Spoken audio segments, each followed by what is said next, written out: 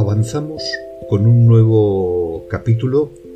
Esta vez es un episodio de tipo temático como los que veníamos desarrollando habitualmente.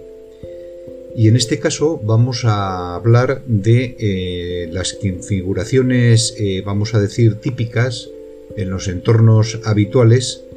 Algunas de ellas ya la hemos anticipado cuando estamos hablando evidentemente de retrato.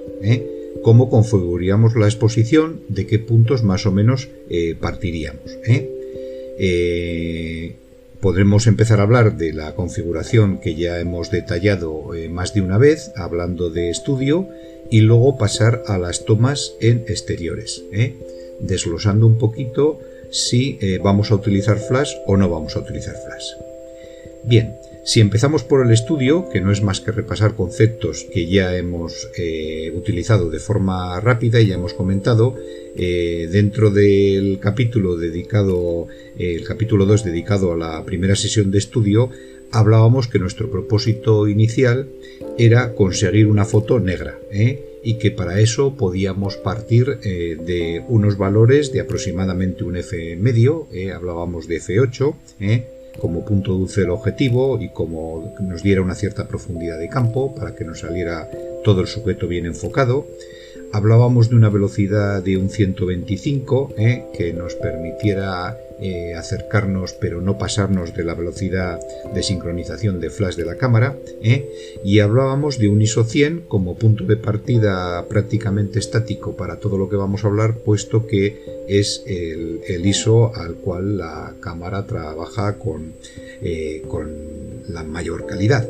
Bien, con esto debíamos de conseguir esa famosa foto negra, vamos a decir así, y por tanto a partir de ahí pues ya tenemos nuestro trabajo, que es la utilización del flash, que ya hemos comentado mucho y detenidamente, de potencias, de cómo lo hacemos, etcétera.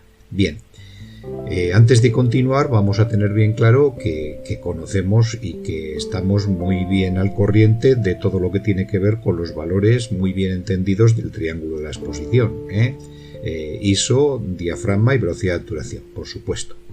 Bien, vamos entonces a ir al paso siguiente, que es saltar del estudio a exteriores. En el capítulo 7, hablando del fotómetro, ya citábamos algún avance de esta posibilidad para empezar de alguna manera con alguna configuración de exposición. Bien, decíamos que la primera idea de todas era exponer para el fondo. Quiere decir que primero vamos a buscar un fondo que nos guste. Normalmente se tiende a subexponerlo, y a partir de ahí ya nos metemos en si queremos utilizar flash o no queremos utilizar flash. Bien, los valores iniciales que decíamos de partida podían ser basados en ese ISO 100, que ya hemos dado como habitual y las razones de por qué. Podíamos partir de 1.200 de velocidad, teniendo en cuenta que será la velocidad probablemente máxima que nos permita la cámara sincronizar con el flash. Algunas pueden tirar hasta 1.250, y partiríamos de un ISO medio de aproximadamente pues 5,6, por ejemplo, mayor o menor. Normalmente, para conseguir esta subexposición, pues lo que haríamos es ir modificando este ISO hasta valores mayores, por ejemplo, este ISO no, este número F de 5,6, pues por ejemplo pasarlo a 7,1, a 8, que lo estaríamos cerrando, y por tanto conseguiríamos que entrara menos luz, y ese fondo subexpuesto. Bien, a partir de ahí nos toca utilizar el flash en primer caso, como hemos dicho, que sería, vamos a decir, la opción A. Si vamos a utilizar flash, tenemos dos posibilidades, como también hemos comentado algunas veces, que podrían ser deducir su potencia, vamos a decir, a mano, más o menos, con el famoso método de prueba y error, y recordar que en este caso nos tenemos que ayudar de tener activado el aviso de altas luces, para no quemar ninguna zona, por si acaso nos pasamos, y fijarnos bien que el histograma esté centradico, como diríamos los navarros. Bien, Aquí os voy a dar un tip que tiene que ver con esta posición de donde tenemos puesto el flash con respecto al sujeto y por supuesto el modificador. En este caso lo mejor sería acercarlo lo más posible al modelo siempre y cuando no invada, digamos, la toma, lo que vemos por el visor, el encuadre. Si lo invade un poquito en una esquinita tampoco pasa nada, porque ya sabemos que esto es fácil de corregirlo en Photoshop. Pero bien, esto tendría bastantes ventajas, puesto que de esta manera cuanto más lo acercamos necesitamos una potencia de flash menor. Y si necesitamos una potencia de flash menor, redunda en que consumamos menos batería o pilas y que además el flash recicle más rápidamente. Bien, si hemos utilizado flash y también disponemos de fotómetro, no vamos a repetir cómo se utiliza el fotómetro, que ya lo desglosamos, pero la idea básica era poner la misma velocidad y el mismo ISO en su configuración, y a partir de ahí nos daría, cuando hiciéramos la prueba con la potencia de flash establecida, un número F que debemos hacer coincidir con el número F que hemos puesto en la cámara. Bien, esto de forma resumida ya lo conocemos. Bien, ¿qué problemática se nos puede dar aquí? Bueno, que en una foto en exteriores queramos buscar, ya que en estudio esto es menos habitual porque normalmente disponemos de un fondo liso con una cierta trama, pero en exteriores nos puede interesar, como es muy habitual en retrato, que el bokeh sea mejor, que desenfoquemos el fondo con una cierta calidad. Para esto ya sabemos que tenemos que subir el número F lo más posible a un número mayor, o sea, dar una apertura mayor de diafragma. Como hemos utilizado de partido un F medio, que hemos hablado de un F5.6 aproximadamente, el fondo nos sale bastante enfocado y por tanto esto no nos interesa. Bien, ¿qué podemos entonces hacer como hemos comentado? Pues bajar este número F, como decimos, pues por ejemplo, pues de F8 al máximo que nos dé el objetivo, si queremos sacar el máximo partido al bokeh.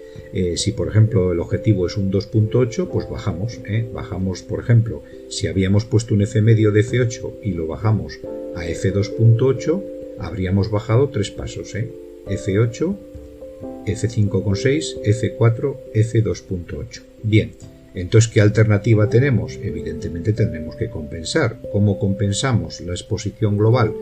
Pues compensamos subiendo la velocidad de obturación. ¿En cuánto? Pues efectivamente también en 3 pasos, exactamente igual.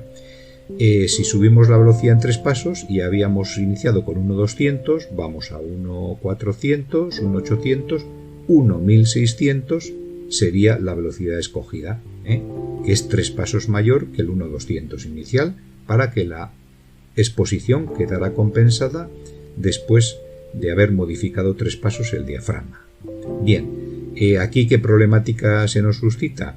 Pues que no podemos hacer esto, puesto que nos estamos pasando de la velocidad de sincronización de nuestra cámara con el flash, salvo que la cámara, el flash, el disparador estén preparados para High Speed Sync, para el HSS famoso, la alta velocidad, y por tanto, si esto es así, no tendremos ningún problema.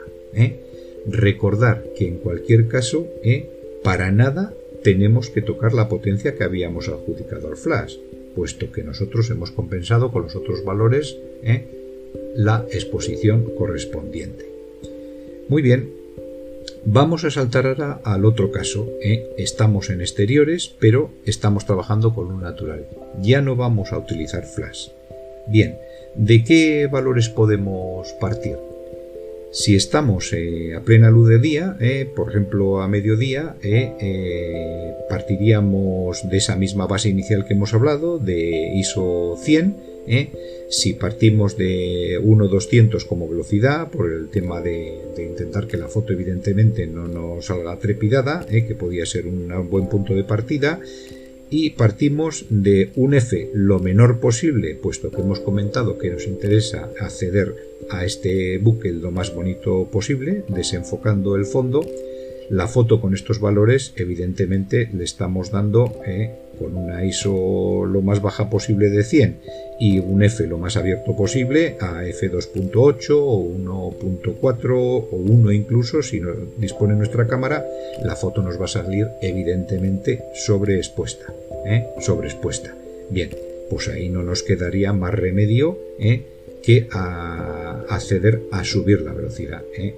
Esa velocidad que habíamos fijado en un 200, pues la vamos incrementando sucesivamente a más velocidad, y entonces nos aseguramos de que además no hay movimiento posible del sujeto que no podamos controlar con una velocidad mayor. Si ponemos 1.400, 1.800, 1.600, lo que queramos, lo que nos haga falta para compensar, y aquí no tenemos ningún problema con el tema del flash, puesto que no lo estamos utilizando. Luego no tenemos que tener en cuenta para nada la velocidad de sincronización del flash. Bien, vamos a comentar en este caso el tema del balance de blancos. El punto de partida de balance de blancos en una situación como esta, de exteriores, sería de situarlo más o menos en 5200, que podría ser lo equivalente al ajuste de luz de día. Esto sería lo aconsejado, vamos a decir así, para pieles, vamos a decir, de sujetos, pieles normales, de tono de piel normal. Si fuéramos a retratar a personas que más bien tienen una tez tirando a blanca, este valor de grados Kelvin lo debiéramos de subir, pues por ejemplo a 5400 o un poquito más, para compensar este valor tan claro de la piel y que se vea un poquito más naranja. Bien,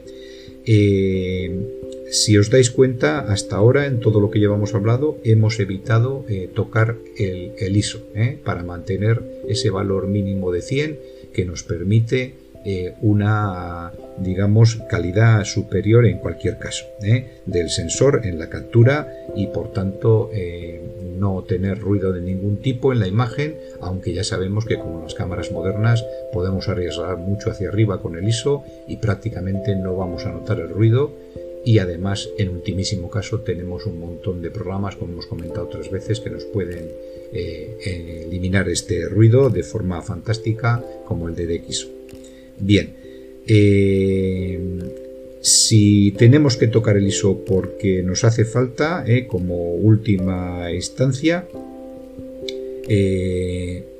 pues no nos quedaría más remedio si nos faltara luz. Si nos faltara luz en otro momento del día, no nos quedaría más remedio pues que subir este ISO. También hay otra situación que es muy habitual, que es si estamos trabajando en exteriores, pero dentro de lo que es luz de día es un interior. Por ejemplo, aunque parezca contradictorio, o sea, estamos trabajando fuera, pero estamos trabajando en un interior, como por ejemplo en una iglesia, aunque esté de día. Bien, aquí podríamos partir de un ISO, como estábamos comentando ahora, que lo habríamos subido dentro de este interior, por ejemplo, a 800, que es un ISO que se suele emplear normal, por ejemplo, cuando se están capturando bodas, y podríamos utilizar una velocidad, por ejemplo, de un 125, que nos asegurará, pues lo que decimos, que capturando a las personas, a los novios y a los invitados, no tenemos trepidación, puesto que podemos congelar de forma suficiente. Bien, si no tuviéramos más remedio todavía que intentar que nos entrara más luz, no nos quedaría más remedio que bajar esa velocidad de la que hemos partido, de 125, por ejemplo, pues hasta un 80avo. Pero este 1/80 debe ser prácticamente el tope, porque salvo mucho pulso del fotógrafo, tenemos el riesgo de trepidar la foto. Bien, en este último caso, que nos encontramos, aunque sea a pleno día, en el interior de un recinto, hablábamos de una iglesia como ejemplo, como caso habitual en las bodas, seguramente nos tocará corregir el balance de blancos y bajar los grados Kelvin hasta un entorno, pues vamos a decir máximo de 3200, para compensar un poco el tono naranja habitual de la iluminación dentro de una iglesia. Muy bien, hasta aquí este capítulo, nos despedimos con un saludo.